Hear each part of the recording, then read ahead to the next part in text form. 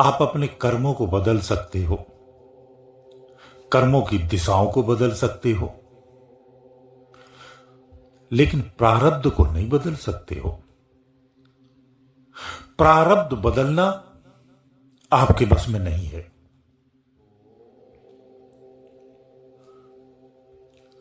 लेकिन प्रारब्ध का निर्माण आपके बस में है, आपके संतुलन में है। लेकिन इसे नष्ट करना आपके बस में नहीं है। जीवन में सब कुछ बदला जा सकता है, लेकिन प्रारब्ध को नहीं बदला जा सकता है। कहते हैं कि कर्मगत टारे नाए टरे, यानी प्रारब्ध टारे से नहीं टरता है। तो यहां सबसे पहले जानना यह आवश्यक हो जाता कि प्रारब्ध आखिर कहते किसे हैं। देखिए, प्रारब्ध की परिभाषा को अगर बताया जाए तो बहुत बड़ा वर्णन हो जाता है। छोटे शब्दों में प्रारब्ध का वर्णन संभव नहीं है, लेकिन सूक्ष्म में इसे बताना संभव है।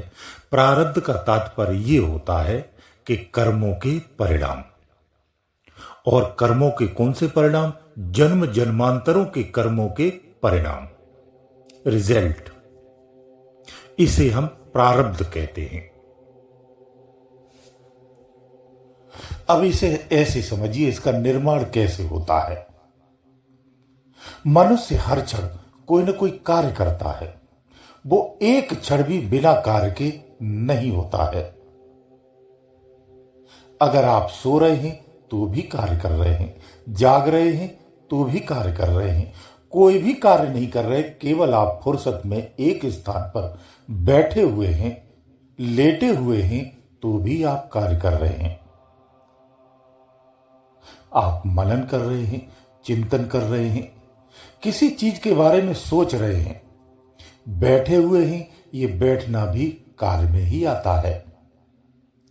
कार्य सूक्ष्म और स्थूल दोनों रूपों में होता है।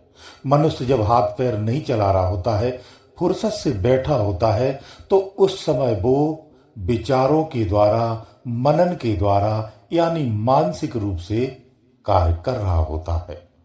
इसलिए दुनिया का कोई भी जीव है, अगर वो जीव है तो बगैर कार्य के नहीं रह सकता है। ये नेचर का स्वभाव है, और यही जीव का नेचर होता है। कुछ ना करना भी कार्य ही होता है।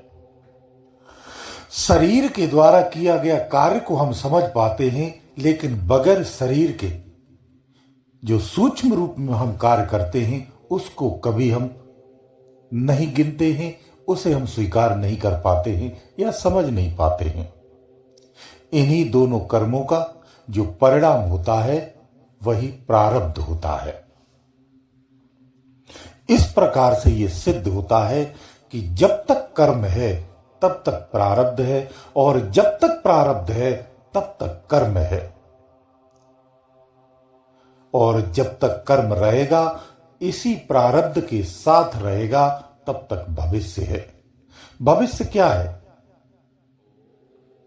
अगर गहराई से देखेंगे तो भविष्य वही है जो कर्म का परिणाम है, यानी आपका प्रारब्ध है तो भविष्य है। जीव अवस्था भी प्रारब्ध ही है। बार बार जन्म लेने का तात्पर्य भी या कारण भी प्रारब्ध ही होता है। प्रारब्ध का जो अध्याय खुला होता है, उसी अध्याय के अनुसार ही आपके जीवन की गति होती है। यानी सब कुछ प्रारब्ध से ही चलता है। कुछ उदाहरण देता हूं। जैसे जीवन में आप कोई भी कार्य करते हैं, आपके जीवन में कुछ घटनाएं अकारण ही घटित होती हैं। कुछ घटनाएं या स्थितियां इस तरह की पैदा होती हैं जिसे आपने बिल्कुल से उत्पन्न नहीं की हैं। आपके द्वारा कोई ऐसा कार्य नहीं किया गया है, परंतु वो आपके जीवन में ऐसा होता ही होता है। ये इस तरह से ही चक्र है। यानी जीवन में प्रारब्ध की प्रेरणा से ही कार्य होता है और वर्तमान कार्य होता है। वर्तमान में कुछ नई चीजें और जुड़ जाती हैं, इसी से भविष्य का निर्माण होता है। और जो भविष्य है, अगर वो सम्मुख नहीं आता है, आगे चल के वही पुनः से प्रारब्ध बनता रहता है। इधर से प्रारब्ध से कर्म होता है, उधर भविष्य की निर्माण होता है, वही भविष्य उधर प्रारब्ध में जुड़ता रहता है। ये चक्र इसी तरह से चलता रहता है। ये कभी अपने आप में खत्म नहीं होता है, ये कभी अपने आप में कम नहीं होता है, बल्कि बढ़ता रहता है और पूर्ण रहता है। इसी को हम जीवन चक्र कहते हैं, इसी को हम भावबंधन भी कहते हैं। ये प्रारब्ध ही आपको बार बार जन्म लेने के लिए विवश करता है। प्रारब्ध के कारण भी दुख और सुख जीवन में आते हैं। हमारे विचारों में, हमारी सोच में भी परिवर्तन होता है। एक ही गर्भ से अगर 4 बच्चे, 6 बच्चे, 10 बच्चे जन्म क्यों न लें, एक ही माता पिता के हैं, अगर 10 बच्चे भी हैं तो 10 बच्चों की प्रकृति अलग होती है। उनकी शकल एक ही पिता से हैं तो एक जैसी हो सकती है, लेकिन स्वभाव सबका अलग होगा। इसके पीछे उसका प्रारब्ध ही होता है, जिसे विद्वान भाग्य कहते हैं। भाग्य का नाम देते हैं, कि नसीब का नाम देते, कि नसीब में होगा तो मिलेगा, अन्यथा नहीं मिलेगा। इस तरह के शब्दों का भी समाज में प्रयोग किया जाता है। तो प्रश्न ये आ जाता, बात ये आती है कि प्रारब्ध कटेगा कैसे। ये प्रारब्ध जब तक कटेगा नहीं, तब तक इस चक्र से आपको मुक्ति भी नहीं मिलेगी। प्रारब्ध कटने के बहुत सटीक तरीके हैं। प्रारब्ध कटता है, जब प्रारब्ध कट जाता है तो जीव मुक्त हो जाता है, उसे हम मुक्ति कहते हैं। पहले विद्वानी भाषा में समझिए, शास्त्रों के अनुसार समझिए। गीता में भगवान कृष्ण ने भी उपदेश दिया है, वहां से अगर देखें तो प्रारब्ध कटता है, यानी इससे छुटकारा मिलता है। गीता में कृष्ण भगवान ने निष्काम भाव से कर्म करने की प्रेरणा दी है, यानी निष्काम भाव से अगर कर्म किया जाए तो मनुष्य प्रारब्ध से छुटकारा प्राप्त कर सकता है। क्योंकि कर्म आप परोपकार के करते तो भी प्रारब्ध बनेगा, बुरे कार्य करते तो भी प्रारब्ध बनेगा। कर्म से छुटकारा जीवित अवस्था में नहीं है, लेकिन अगर निष्काम भाव से किया जाए तो प्रारब्ध नहीं बनता है। अब इसे इस तरह से समझिए, इसे हम आत्मज्ञान की भाषा में भी कह सकते हैं कि अब आत्मज्ञान की भाषा में इसे समझिए कि प्रारब्ध कब कटता है और कैसे कटता है। इन दोनों चीजों को समझिए। देखो, ऐसा है, जो ध्यानी है, जो ध्यान करता है, जो साधक है, जो अपने आप को साध लिया है, ऐसा साधक, ऐसा ध्यानी समाधिष्ट अवस्था में जाकर के एक निश्चित स्थिति आती है।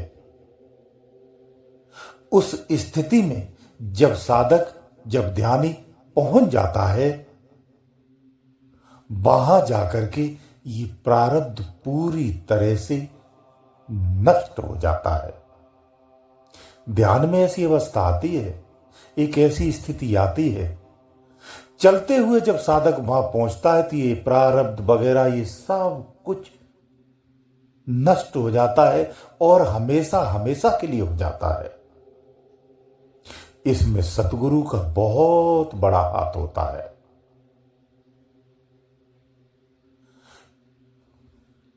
अब बात आती कि ध्यान में किस स्थान पर, किस स्थिति में जाकर के ये प्रारब्ध कट जाता है। तो स्पष्ट है, जो साधक अपने 10वें द्वार को पार कर लेता है, जीते जी ध्यान अवस्था में इस शरीर से बाहर निकल जाता है, यानी समाधि के द्वारा जो 10वें द्वार को पार कर लेता है, उस साधक के प्रारब्ध कट जाते हैं।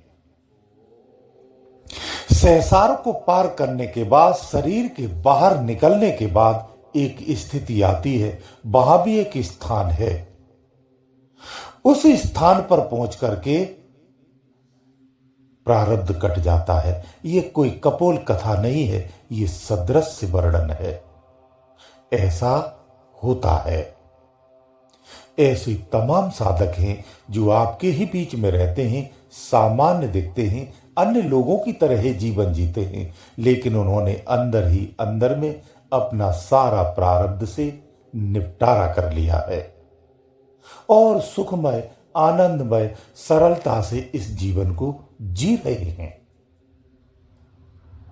तो स्पष्ट होता है कि कर्म बंधन से मुक्ति प्रारब्ध के उपरांत ही है।